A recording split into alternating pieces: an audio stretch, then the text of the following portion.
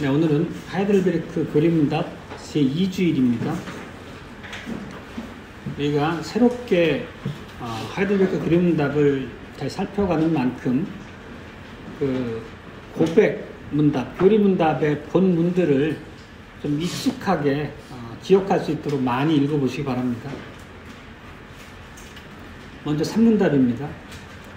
당신은 당신의 죄와 비참함을 어디에서 압니까? 하나님의 율법으로부터 압니다. 제4문답입니다.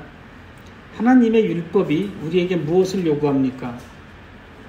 그리스도께서 우리에게 마태복음 22장에서 이렇게 요약하여 가르치십니다. 내 마음을 다하고 목숨을 다하고 뜻을 다하여 주 너의 하나님을 사랑하라 하셨으니 이것이 크고 첫째 되는 계명이요 둘째는 그와 같으니 내 이웃을 내 몸과 같이 사랑하라 하셨으니 이 두 계명이 온 율법과 선지자의 강령이니라. 5문답입니다. 당신은 이 모든 것을 완전히 지킬 수 있습니까? 아닙니다. 나는 본성상 하나님과 내 이웃을 미워하는 성향이 있습니다.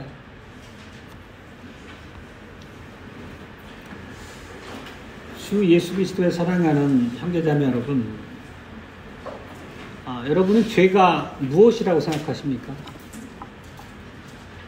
죄가 무엇인지 답변하는 것은 막상 그 답을 머리에 떠올려 보면 굉장히 어렵고 쉽지 않은 문제임을 바로 우리가 알 수 있습니다. 우리가 만약 이제 어린이들에게, 어린 자녀에게 이 질문을 우리가 하고 그들에게 이 답을 한번 설명해 주는 가정해 보면 아이들이 죄에 대한 이해를 어떻게 명료하게 할 수 있을지 설명해 주는 게 쉽지 않은 것도 바로 연상이 됩니다. 이렇게 우리가 죄에 대해서 충분히 바르게 성경적으로 이해하는 것은 매우 중요하지만 또 그만큼 우리가 가볍게 즉흥적인 생각으로 정리할 수 없는 그런 어려운 질문이기도 합니다.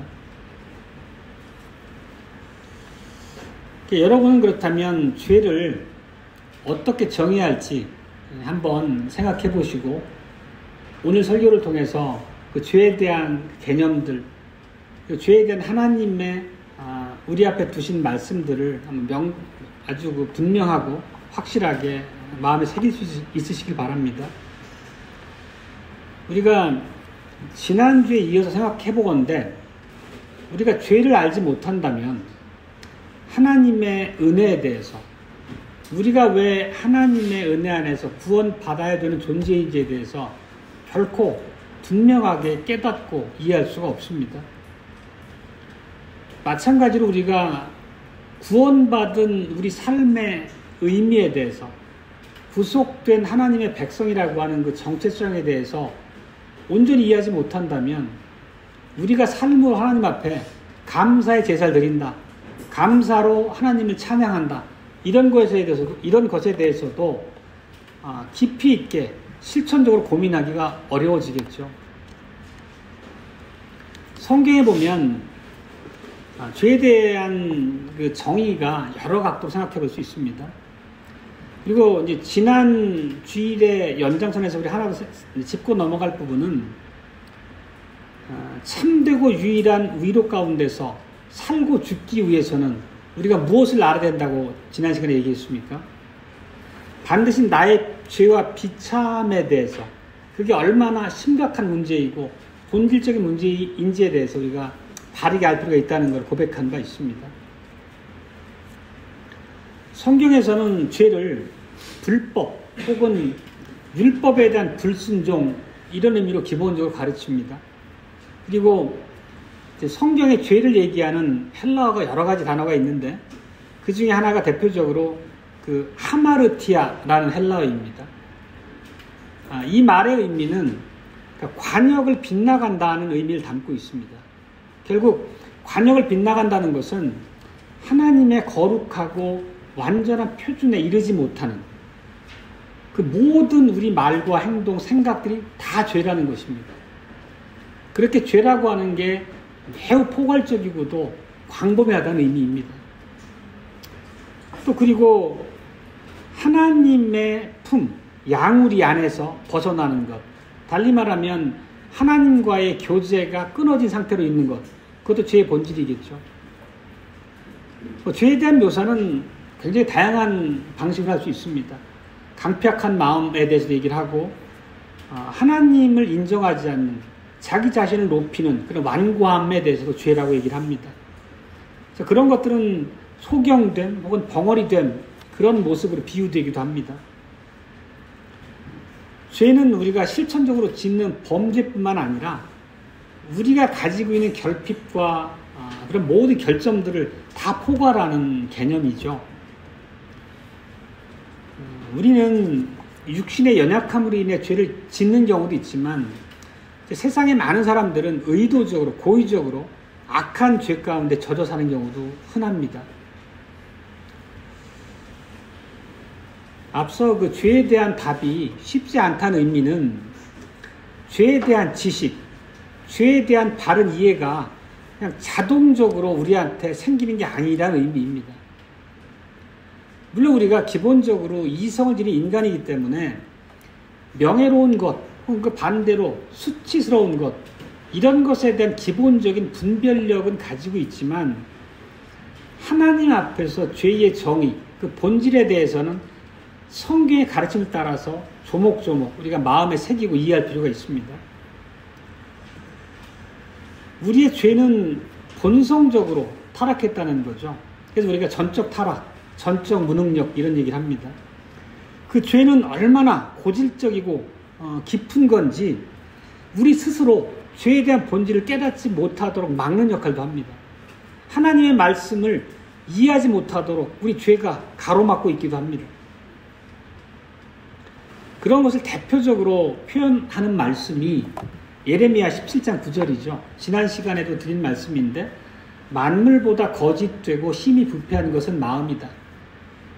이게 우리의 전적인 부패와 타락을 증거하는 구절로 많이 인용되기도 합니다. 그렇다면 이렇게 우리의 심성이 기본적으로 부패하고 왜곡되어 있다면 선한 것은 무엇이고 무엇이 죄악된 것인지를 분별하기 위해서는 그거를 가름할 수 있는, 분별할 수 있는 우리 외부, 우리 밖에서 표준이 필요하다는 것입니다. 우리 내부의 기준만 가지고는 도저히 알 수 없기 때문이죠. 결국 죄를 분별하는 그런 잣대, 표준은 무엇일까요? 하나님의 율법입니다. 조금 더 좁혀 말씀드리면 하나님의 언약의 10가지 말씀으로 이해할 수도 있겠죠. 언약의 10가지 말씀이라고 하는 것은 결국 하나님의 거룩한 백성들이 어떻게 살아야 되는지에 대해서 매우 세밀하게 우리한테 가르치는 교훈을 담고 있습니다.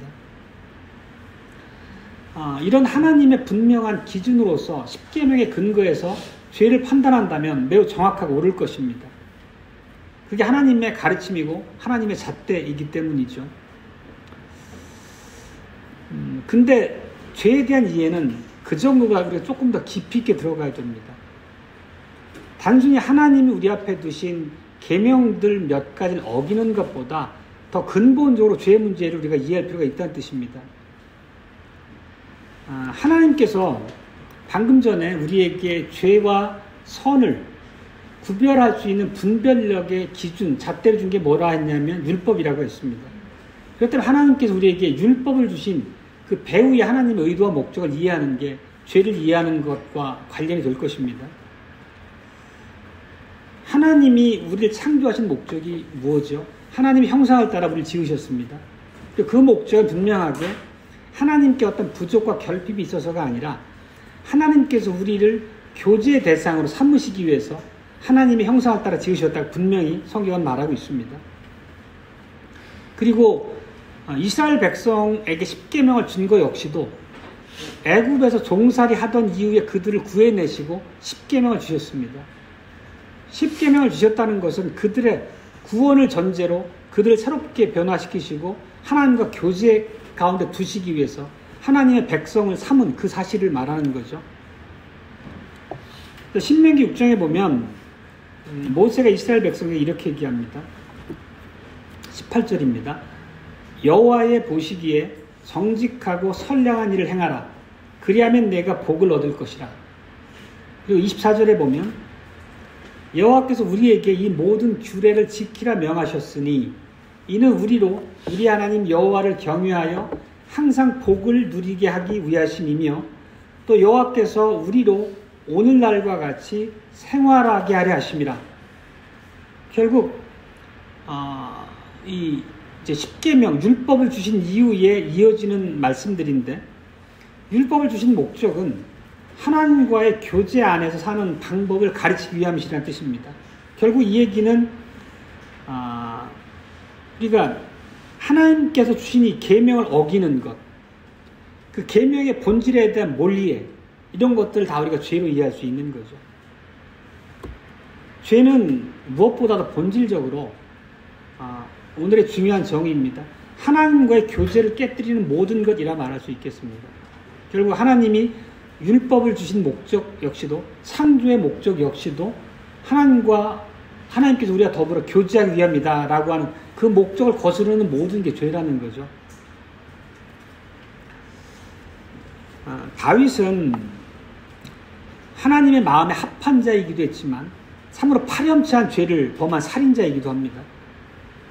다윗은 밧세바와 간음하고 우리아를 죽인 다음에 처절하게 자기의 죄에 대해서 회개하고 고백합니다. 51장이 바로 그 사건 이후에 다윗의 이제 심령의 고통스러움과 회개를 고백한 시편이죠. 4절에 보면 내가 주께만 범죄하여 주의 목전에 악을 행하였습니다. 이 얘기는 주님 이외에 내 주변에 있는 이웃에게는 죄를 범한 게 아닙니다. 그런 의미는 결코 아닙니다. 그러니까 무엇보다도 죄가 하나님과의 관계, 언약의 파기라고 하는 그 본질을 통찰하고 고백한 바가 바로 이 말씀입니다. 죄의 궁극적인 공격의 대상이 누구냐면 하나님과 자기의 관계라고 하는 것입니다. 결국 그 죄의 본질을 통찰했기 때문에 다윗은 하나님과의 단절에 대해서 매우 영혼의 고통을 느꼈고, 하나님이 진노르는 무거운 손길을 느꼈기 때문에 시편 51편과 같은 참으로 놀랍고 은혜가 되는 회개의 고백으로 하나님께 드릴 수 있었던 거죠. 물론 죄는 우리 주변에 있는 많은 사람과의 관계를 훼손하고 깨뜨립니다. 그렇지만 가장 죄로 인해 심각한 훼손을 당하는 것은 하나님과 우리의 관계라는 것을 우리가 명심해야 됩니다. 결국 우리가 언약 백성으로서 하나님의 언약의 법을 깨닫고 그분의 말씀 안에서 우리의 정체성을 확인한다면 매 순간에 하나님과의 관계를 회복하기 위한 노력이 필요하고, 하나님과의 관계를 소원하게 하거나 방해가 되는 모든 것들을 우리가 어떻게 처리해야 될지 분명하게 깨달을 수 있습니다. 오늘 설교 첫 번째 대지는 하나님께서는 죄가 평강을 깨뜨리는 것이기에 죄를 끊어야 한다라고 요구하신다는 것입니다. 하나님의 복을 대표하는 단어가 뭐죠? 샬롬입니다. 샬롬. 히브리어죠. 우리가 샬롬 그러면 기본적으로 평강, 평화, 그 의미인 것을 다 알고 있습니다. 그렇지만 그 정도 해석만 가지고는 이 샬롬의 그 풍성한 의미를 다 담아내지 못합니다. 샬롬은 완전함이고 온전함이고 충만함이고 하나님과의 화목함이고 하나님 안에서의 안녕이고 모든 내 주변 관계들 안에서 조화로움을 뜻하는 것입니다. 사실 모든 복된 의미를 다 담고 있는 게 샬롬이란 단어입니다. 이런 샬롬의 의미가 매우 잘 담겨 있는 말씀이 하나 있는데, 우리가 오전 예배에서 민수기의 말씀을 가지고 설교 말미에 강복전언을 하잖아요. 그 말씀도 평강을 빌고 있습니다. 그게 어느 때 선포된 말씀이냐면, 제사장이 하나님께 희생제사를 드리고 말미에 언약 백성들을 향한 하나님을 대리하여 내린 축복의 말씀이거든요. 한번 읽어보겠습니다. 익숙한 구절이죠. 이제는 여호와는 내게 복을 주시고 너를 지키시기를 원하며 여호와는 그 얼굴로 내게 비추사 은혜 베푸시기를 원하며 여호와는 그 얼굴을 내게로 향하여 드사 평강 주시기를 원하노라. 이렇게 예배 말미에 하나님께서 우리에게 내리는 평강의 의미가 굉장히 많은 하나님의 복된 은혜의 실질을 다 담고 있다는 것입니다. 그리고 당연히 평강, 일치, 이 샬롬이라고 하는 것은 하나님과의 화목, 하나님과의 관계뿐만 아니라 전후 좌우 우리 주위에 있는 모든 형제 자매나 이웃과의 관계 역시도 담고 있습니다. 우리가 샬롬을 누린다는 것은 단순히 정서적인 것뿐만 아니라 우리의 육체적인 부분, 우리의 정서적인 부분, 우리의 사회적인 관계, 그러니까 모든 면에서의 총체적인 안녕을 얘기하는 겁니다. 그래서 이러한 상태를 아주 상징을 담아 묘사한 말씀이 열왕기상 4장 25절 말씀인데 이런 표현입니다. 유다와 이스라엘이 단에서부터 브엘세바에 이르기까지, 단은 최북단이고 브엘세바는 최남단입니다. 그러니까 이스라엘 영토 전역을 얘기하는 겁니다. 단에서부터 브엘세바에 이르기까지 각기 포도나무 아래와 무화과 나무 아래서 안연히 살았더라. 이 포도나무, 무화과 나무, 이건 사실 하나님의 주시는 축복을 상징적으로 얘기하는 말씀이기도 하잖아요. 이러한 상태가 바로 평강을 얘기하는 하나님의 말씀입니다. 물론 우리는 궁극적으로 새하늘과 새 땅에서 기쁨과 영광 가운데서 하나님과 함께 거할 그 새 세상에서 완벽하게 샬롬을 누릴 그때를 고대합니다. 그런데 우리에게 구속이 이루어졌음에도 불구하고 우리가 오늘날 살아가면서 우리 삶 가운데서 왜 이런 샬롬, 하나님과의 관계에서나 우리 이웃과의 관계, 형제자매와의 관계 안에서 평강과 조화가 깨지고 때로는 괴로움을 가져야 됩니까? 결국 죄 때문이라는 거죠. 죄. 그러니까 죄는 우리의 원하는 바, 우리의 생내적 기질을 끌고 나가는데 그런 과정에서 하나님으로부터 떠나고 하나님과의 교제를 깨뜨리는 일을 서슴지 않고 하나님의 말씀을 가벼이 여기는 그런 우리의 죄로 인한 결과들인 거죠. 우리 자신의 행복을 위해서라면 하나님의 율법에 눈 감고 하나님께서 내 앞에 두신 명료하게 내 마음속에 기억되어 있는 바라도 슬그머니 뒤로 하고 그냥 그걸 너무 행하는 것이 우리 삶에 많이 자주 있습니다. 오늘 앞서 말씀드렸던 것처럼 우리가 죄와 비참함에 대한 바른 인식이 있지 않으면 구속의 의미와 그 귀한 가치를 우리가 깨닫기 어렵고 우리 삶을 하나님께 바로 드리기 어렵다는 그 전제하에서 죄와 부패에 대한 우리의 그 연약함을 우리가 깊이 깨닫는 바가 오늘의 중요한 말씀의 주제이기도 합니다. 결국 이제 우리는 이 언약의 법에 대한 이해가 매우 피상적이라는 것입니다. 이것들 단지 그냥 법들의 복합적인 체계 정도로 이해하는 경향이 있는 거죠. 달리 말하면 하나님의 율법을 그냥 내 삶을 억압하는 혹은 정말 내가 행복을 추구하고 원하는 바를 하려고 하는데 자꾸 나한테 걸림이 되는 어떤 제한이라고 생각하는 거죠. 그게 우리 안에 숨겨져 있거든요. 어찌 보면 하나님의 언약의 법을 형해화하는 겁니다. 형해화라고 하는 것은 굉장히 어려운 말인데 제가 이 말을 쓰는 거는 굉장히 이런 우리의 몰이에 대한 아주 의미를 정의를 잘하고 있는 것 같아요. 형해화라고 하는 것은 형식만 남아있고 가치나 의미나 본질 자체가 멀어져 버린 거예요.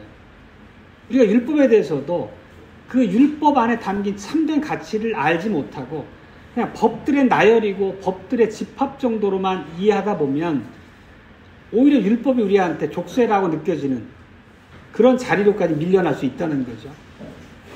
그러다 보면 자꾸 그 결과가 뭐냐면 주의 하나님의 말씀을 깨뜨리고 계명에 불순종하면서도 자꾸 죄를 자의적으로 해석을 하고 죄를 자꾸 축소해서 해석하려고 하는 거죠.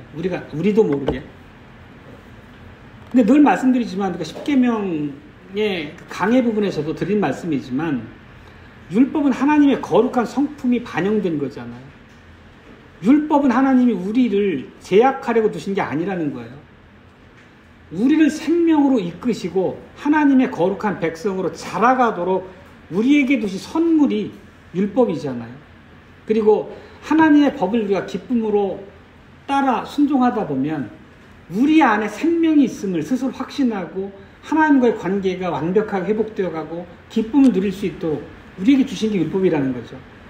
그럼 본래 의미를 자꾸 밀어버리고 그걸 단순히 법적인 목록의 열거라고 이해하게 되면 우리가 하나님의 백성으로서 마땅한 자리를 이탈해서 사실 죄와 부패의 자리로 떨어질 수도 있다는 얘기죠. 우리는 죄를 단순히 인간미가 없거나 세상적인 그런 법조항들의 위반 정도로 축소해서 바라볼 수 없습니다. 죄는 매우 심각한 것입니다. 매우 훨씬 포괄적인 겁니다. 하나님과의 관계를 깨뜨리는 혹은 우리 이웃과의 화목을 깨뜨리는 모든 게 죄라는 거죠. 우리가 이 죄 문제 앞에 어떻게 정의할 거냐는 문제 앞에서 우리는 좀 성경적인 관점으로 정확할 필요가 있습니다. 오늘 우리가 읽었던 그 성경 구절이 이사야서 1장과 11장인데 이사야서 1장이 바로 이런 얘기를 하고 있거든요. 계속. 이사야서 1장 2, 3절을 보면 하나님께서 그들을 구원해서 백성 삼아주셨는데 그들이 하나님과의 관계를 어떻게 깨뜨렸는지를 얘기하는 부분이에요. 내가 자식을 양육하였거늘 그들이 나를 거역하였도다. 소는 그 임자를 알고 나귀는 주인의 구유를 알건만은 이스라엘은 알지 못하고 나의 백성은 깨닫지 못하는도다. 소나 나귀보다 훨씬 더 어리석을 만큼 그 주인을 알아보지 못하고 주인의 은혜를 거둬 찬다는 얘기입니다. 한마디로 배은망덕하다는 얘기죠. 4절에 보면 하나님께서 그 백성을 향해서 참 심각한 톤으로 그들을 정죄하십니다. 범죄한 나라요, 허물진 백성이요, 행악의 종자요, 행위가 부패한 자식이다. 한마디 한마디가 굉장히 가슴에 꽂힐 만큼 아주 심각할 만큼 무거운 비난들입니다. 정죄입니다. 그렇지만 하나님께서는 또 이런 명령도 후반부에 주십니다. 16절, 17절인데 너희는 스스로 씻으며 깨끗게 하여 내 목전에서 너희 악업을 버리며 악행을 그치고 선행을 배우라 이렇게 권고하고 명령하십니다. 그렇지 않으면 그 결말이 어떤지를 계속 경고하시잖아요. 여기서도 하나님께서 초점 두신 것은 이스라엘 백성이 어떤 특별한 율법의 항목 하나하나를 어겼다는 것을 말씀하신 것이 아니고 그들의 불순종한 삶 때문에 하나님과의 관계가 깨졌다, 교제가 단절됐다라고 하는 그런 전제하에서 그들에게 대해서 그 죄를 정죄하고 계신 겁니다. 그리고 그들의 죄 때문에 하나님이 느끼신 그 역겨움, 가증스러움에 대해서 이렇게 표현하고 있잖아요. 11절인데요. 너희의 무수한 재물이 내게 무엇이 유익하뇨? 나는 수양과 번제와 살찐 짐승의 기름에 배불렀고 나는 수송아지나 어린 양이나 수염소의 피를 기뻐하지 아니하노라. 또 13절에 보면 헛된 재물 가져오지 말라. 분향은 나의 가증이 여기는 바다. 결국 그들이 하나님께 아침 저녁으로 드리는 번제 희생제사에 관심이 없으셨다는 거예요. 오히려 하나님이 기뻐하시기보다 그들의 제사를 보면서 역겨움을 느끼셨다는 겁니다. 또 14절에도 같은 말씀을 하고 있거든요. 내 마음이 너희의 월삭과 정한 절기를 싫어하나니 그것이 내게 무거운 짐이라. 내가 지기에 곤비하였느니라. 여기 나온 말씀들 보면 희생제사도 그렇고 분향, 월삭, 안식일, 절기 이런 게 뭐죠? 오늘로 말하면 예배 행위들입니다. 구약의 교회가 하나님과의 교제 앞에 나와 하나님께 드렸던 예배, 제사입니다. 그렇지만 삶 가운데서의 순종이 없이 형식적인 삶으로 일관하면서 하나님 앞에 나와서 웃는 얼굴로 위선적으로 드린 제사나 예배는 하나님이 가증스럽게 여긴다는 거죠. 이사야서 1장은 거기에 대한 아주 대표적인 성경 구절입니다. 결국 구약 백성에게 주신 말씀이지만 오늘날 우리에게 주신 말씀이기도 하죠. 우리가 죄를 고백하고 죄의 길에서 돌이키고 하나님 앞에 바른 순종의 마음으로 서지 않을 때 우리의 예배는 주님께 연락되지 않는다는 것입니다. 그리고 하나님과 그 언약 관계가 깨진, 그 교제가 깨진 그 심각함이 어느 정도인지를 말씀하시는 게 또한 이런 문장이에요. 우리의 기도를 거절하신다는 것. 기도라고 하는 것은 하나님과 교제의 다름 아니잖아요. 하나님의 모든 축복을 구하는 수단이기도 하고 하나님의 뜻이 이루어지길 구하는 수단이기도 하고, 기도가 전제되지 않으면 우리가 어디에서 우리의 신앙을 얘기할 수 있겠습니까? 근데 우리의 기도를 듣지 않으신다는 것 자체가 얼마나 심각한 얘기를 하고 있는 겁니까? 그 얘기를 15절에 하고 있는 겁니다. 너희가 손을 펼 때 내가 눈을 가리우고 너희가 많이 기도할지라도 내가 듣지 아니하리라. 결국 이 말씀은 가벼운 책망 정도가 아니라는 거예요. 얼마나 무거운 하나님의 우리를 향한 정죄인지 우리가 깨달아야 된다는 말씀이죠.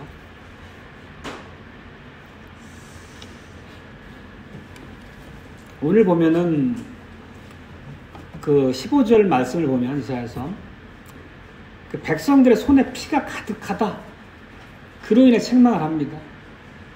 사실 언약 백성들로서 구약의 교회로서 성도 간에 얼마나 사랑과 교제 안에서 삶을 이어가야 될지 명확한 규례와 교훈을 주셨는데도 불구하고 그런 것들이 사회에 전혀 의미 없이 버려졌다는 거죠. 그 당대의 시대상이 어떤지가 이 말씀에 담겨 있는 거죠. 17절에 보면 그래서 그런 말씀 하시는 겁니다. 공의를 구하며 학대받는 자를 도와주며 고아를 위하여 신원하며 과부를 위하여 변호하라. 그러니까 그들이 그러하지 못했기 때문에 이런 권고의 말씀을 명백하게 그들 앞에 두시는 겁니다. 그들을 너희들은 살인자요 도둑이요 뇌물을 주고받는 자들이라고 하나님이 탐해하시는 거거든요. 그게 바로 21절 23절 그런 말씀입니다. 여러분, 지금까지 죄에 대한 심각성을 이사야서 1장 기준으로 말씀드렸는데 여러분도 이런 방식으로 죄에 대해서 이해하고 계십니까? 죄는 우리가 샬롬에 대한 정의를 하고 들어왔는데 하나님과의 관계를 깨뜨리는 것이고 우리에게 샬롬을 앗아가는 게 죄라는 것입니다. 하나님과의 관계뿐만 아니라 우리의 이웃들, 우리 형제 자매들과의 관계도 깨뜨리는 것이 죄라는 것입니다. 죄에 대한 세세한 예들을 열거하는 것은 무의미할 것 같고 그런 부분은 각자가 삶의 현장에서 그런 부분을 좀 깊이 상고하면서 돌아보길 바라고 죄에 대한 이런 포괄적인 의미만을 말씀드립니다. 하나님께서는 우리에게 죄를 끊을 것을 요구하시는 거예요. 그리고 그 말씀이 함축적으로 담겨 있는 게 1장 18절로 20절입니다. 한번 같이 보겠습니다. 제가 읽을게요. 오라 우리가 서로 변론하자. 너희 죄가 주홍 같을지라도 눈과 같이 희어질 것이요 진홍같이 붉을지라도 양털같이 되리라. 너희가 즐겨 순종하면 땅의 아름다운 소산을 먹을 것이요 너희가 거절하여 배반하면 칼에 삼키우리라. 하나하나 조금 더 살펴보면 오라 우리가 변론하자. 그래서 하나님께 우리에게 손을 내미시는 거예요. 심판을 행하시기 전에 너희 스스로 너희의 죄와 부패를 인정하고 회개하라. 이렇게 우리에게 기회를 주시는 거예요. 그러니까 하나님의 공의로움을 드러내시기 전에 자비로움 안에서 우리에게 회개를 촉구하시는 하나님의 손길로 우리 이해해야 됩니다. 이런 말씀들을.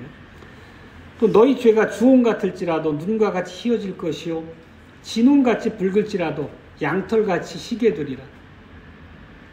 칼빈 주석을 보면 바로 이 말씀 자체, 그러니까 매우 선명하게 대비가 이루어지고 있잖아요. 죄의 심각성과 하나님의 용서의 완전함을 극적으로 대비시켜서 죄의 길에서 떠나 하나님과 화목하게 되므로 이런 복을, 하나님의 용서를 구하고 누려라, 이런 아주 강력한 권면의 메시지라는 거죠. 그리고 축복의 내용을 어떤 말씀 주시냐면 너희가 즐겨 순종하면 땅의 아름다운 소산을 먹을 것이요. 이것은 회개하고 하나님께 돌이킨 백성에게 영적인 축복도 주시고 삶에 필요한 모든 것도 풍요롭게 공급하신다는 약속의 말씀과 다름 아니죠. 그렇지만 반대로 너희가 거절하여 배반하면 칼에 삼키우리라. 하나님이 이러한 초청과 회개의 요구 앞에 우리가 완고함으로 일관하게 되면 거기에는 심판만이 있을 뿐이라는 거죠. 그리고 이 말씀이 오늘 이사야서 1장의 전체 메시지의 큰 흐름의 요약인 것 같습니다. 하나님께서는 이 말씀 통해서 오늘 이사야 당대의 백성뿐만 아니라 오늘 우리에게도 회개를 요청하시는 거죠. 용서와 회복의 기회를 주시려고 우리에게 회개와 돌이킴을 촉구하시는 겁니다.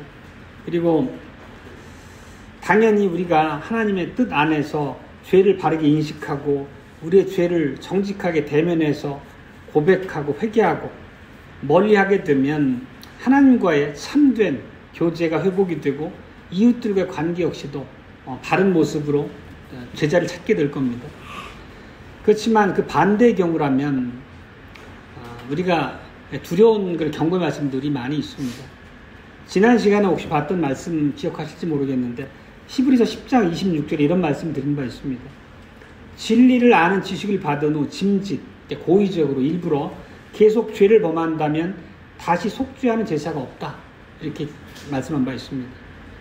그것이 얼마나 완고한 반역인지를 히브리서를 통해서 살핀 바 있습니다.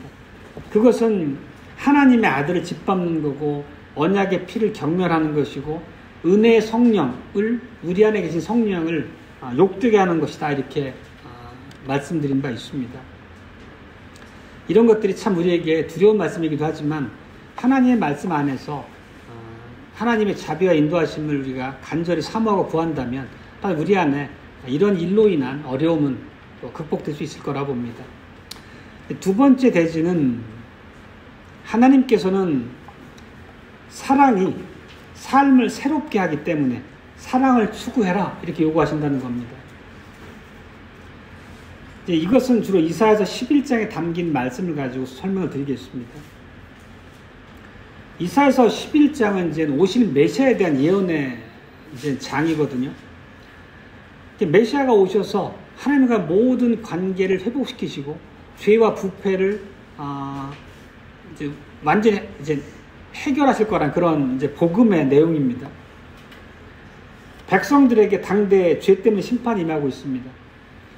그 이사야가 이걸 기록하던 시대의 형편을 잠깐 살펴보면 그 BC 한 740년부터 700년 경에 이사야가 활동했거든요.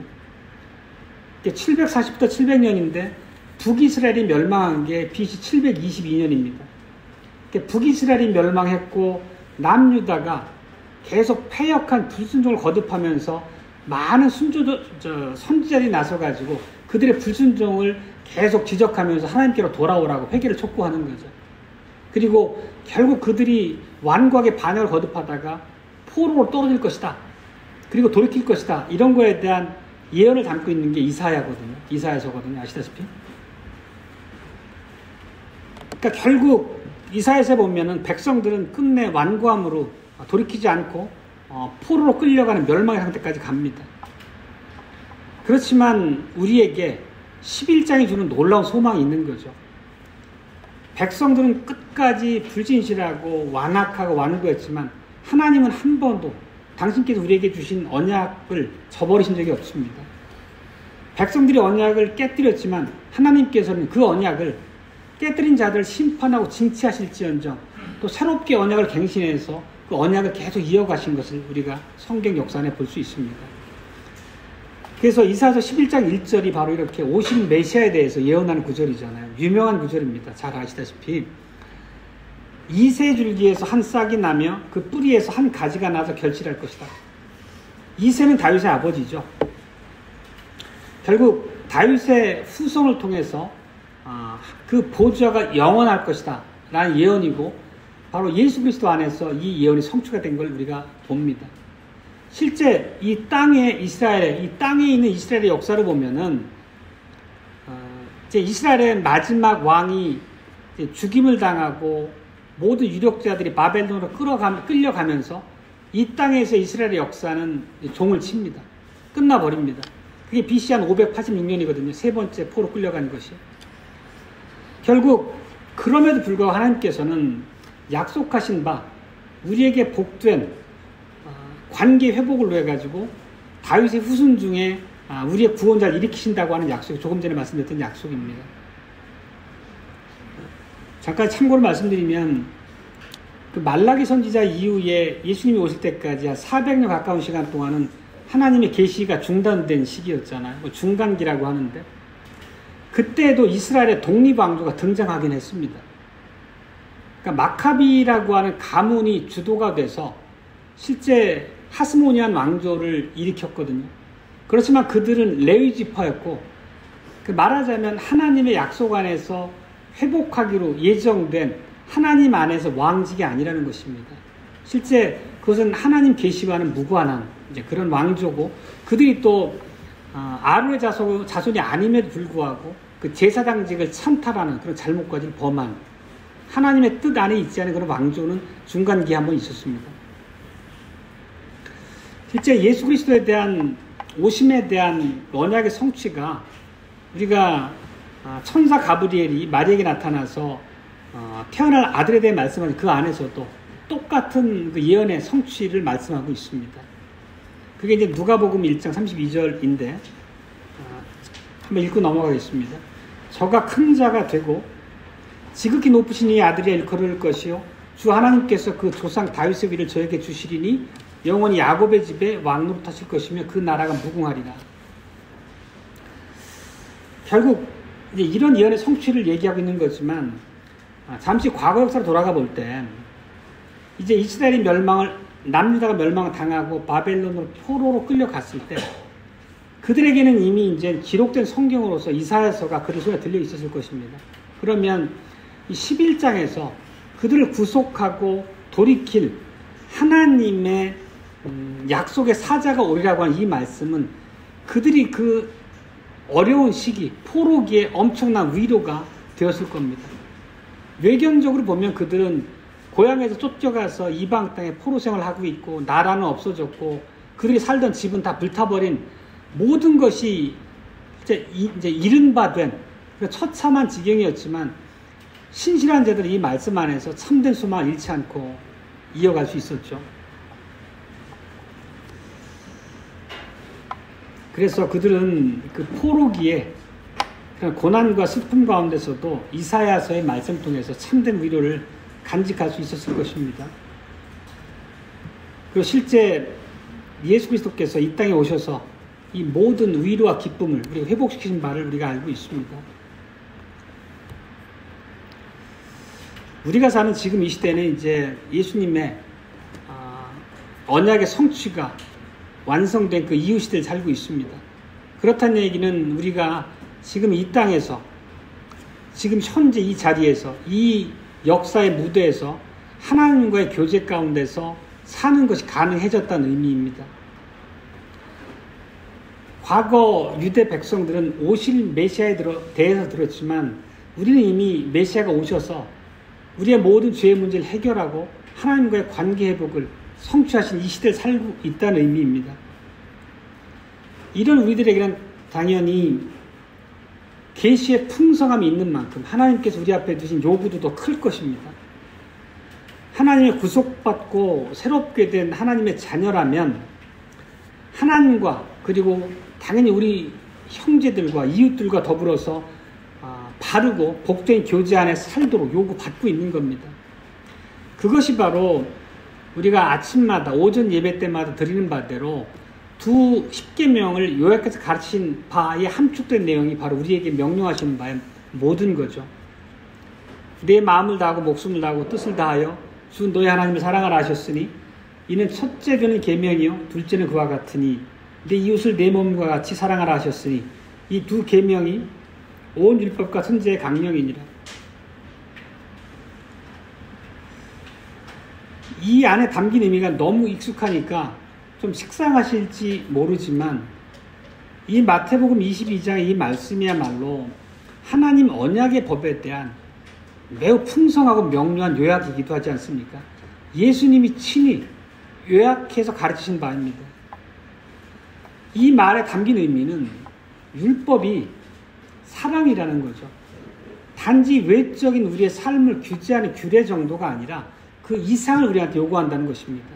달리 말하면 율법의 초점은 우리 마음에 있다는 것입니다. 우리가 생각하고 말하는 동기가 어디에 있느냐는 것입니다. 되짚어 얘기하면 우리가 말하고 생각하고 행동하는 바가 아무리 외견상 그럴듯해 보일지라도 그 참된 동기가 사랑이 아니라면 그것은 죄라는 말씀에 다름 아닌 겁니다. 다시 말씀드리지만 죄는 모든 관계, 하나님과의 관계, 이웃과의 관계를 깨뜨리는 겁니다. 반면에 사랑은 모든 관계를 회복시키시고 하나님 앞에 기쁨으로 연락될 만한 그런 것이라는 것을 말씀드렸습니다. 우리가 어떤 일을 하려고 할 때 참으로 우리한테 너무 어려운 요구이긴 하지만 하나님이 주신 방금 마태복음 22장의 그 요약 안에 담겨진 것처럼 하나님이 주신 표준을 늘 우리가 마음에 간직해야 될 것입니다. 정말 내가 하나님과 이웃에 대한 사랑을 드러내기 위해서 혹은 모든 관계 안에서 선한 동기로 내가 그 일을 하는가를 물으라는 말씀이기도 합니다. 그렇다면 하나님 앞에 연락될 만한 선이라 말할 수 있지만 그런 동기가 없이 이기적인 의도로 전혀 이웃과의 관계나 하나님 앞에 관계 안에서 이 일이 정당한가 이런 거에 대한 고민을 일치하지 않는 채로 그냥 자기 자신의 당면한 이해관계에만 창념해서 행동한다면 그건 하나님 앞에 죄라는 것을 말씀드리는 것입니다. 참 우리한테 굉장히 무거운 잣대지만 이게 바로 하나님의 표준이라고 말씀하는 겁니다. 본성적으로 우리는 하나님과 이웃을 대적하고 미워하기 때문에 이런 요구가 매우 무겁고 어렵게 느껴지는 건 당연합니다. 그렇지만 하나님이 우리 앞에 두신 이 표준이 선한 표준이라면 그 잣대가 우리가 마땅히 따라야 할 하나님의 요구라고 하면 우리는 그 길로 행해야 합니다.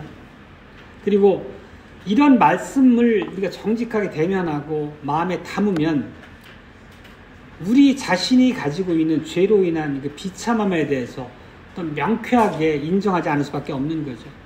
그 결과로서 우리가 이런 죄 문제를 해결할 수 있도록 도우신 우리를 구속하신 우리 주님의 필요성에 대해서 더 분명하게 우리가 고백하고 그분의 말씀 안에 살기 위해서 더 영적인 싸움 앞에 우리가 나설 수밖에 없다는 그런 깨달음에 이를 것입니다. 우리가 하나님의 백성이고 중생된 언약 백성일지라도 이 표준에 도달할 수 없다는 건 역시 우리가 현실적으로 인정할 수밖에 없습니다.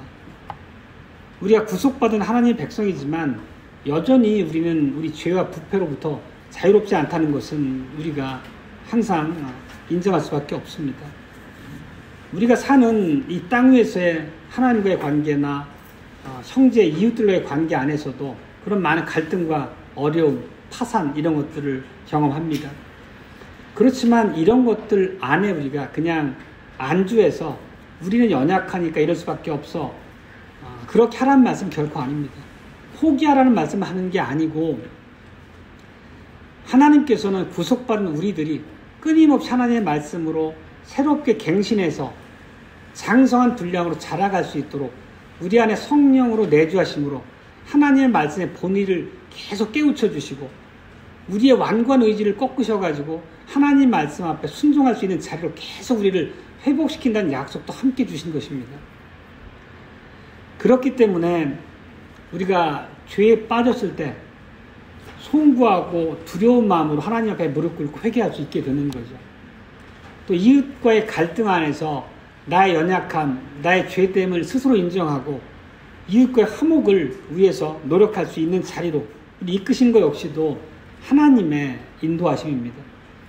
실제 그러한 하나님의 도우심과 우리의 강팍한 의지를 무너뜨리는 은혜가 없다면 우리가 사는 이 세상 안에서 관계라고 하는 건 점점 더 많은 어려움과 파국을 겪을 수밖에 없을 것입니다.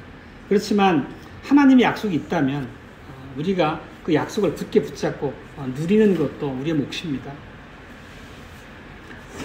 오늘 이사서 11장에 보면 뒷부분에 보면 회복된 낙원의 모습에 대해서 재미난 표현들로 묘사하고 있습니다. 그러니까 하나님과 사람과의 관계가 회복된 것뿐만 아니라 야생동물과의 완전한 조화에 대한 것도 묘사하잖아요. 결국 이 모습은 죄가 들어오기 이전의 에덴의 모습이죠. 하나님과의 교제에 전혀 막힘이 없었고 모든 짐승과 사람, 짐승끼리도 서로 죽고 죽이는 그런 대립과 파괴가 아니라 완벽한 조화와 안녕이 지배했던 그런 모습으로 얘기하는 거죠. 그게 이제 이리와 어린 양이 함께 있고 표범과 어린 염소가 사자와 송아지가 함께 거니는 모습으로 묘사되는 거죠. 결국 이러한 완벽한 에덴의 회복, 정말 우리가 소망하는 궁극적인 평강이라고 하는 것은 예수님께서 이 땅에 재림하실 때 완성될 것입니다. 그날에는 이 땅의 모든 죄가 완벽하게 제거될 것이고 우리를 어렵거나 슬프게 하거나 괴롭게 하는 모든 일들이 완벽하게 사라지겠죠. 그것에 대한 묘사는 우리가 성경 안에서 단편적으로밖에 알 수 없지만 그것이 분명히 하나님의 약속으로 우리 앞에 있다는 것을 우리가 다 인정하고 고백하는 바입니다. 그날이 되면 새하늘과 새 땅에서 완벽한 하나님과 교제 가운데 우린 살게 될 것입니다. 우리 모든 이웃들과 더불어 그때는 더 이상 하나님을 대적하는 불신자들이 있지 않은 완벽한 세상이 되겠죠. 이 땅에서 죄가 제거된 완벽한 그런 그 날들에 대한 소망이 우리 안에 늘 굳건하게 있는 것도 사실입니다. 그런 날에 대한 걸 우리가 성경 안에서 주신 그 교훈 안에서 제한적으로 이해할 수밖에 없지만 참으로 그 날이 얼마나 복되고 하나님과 영광스러운 교제가 풍성할지에 대해서는 우리가 마음으로 새길 수 있습니다.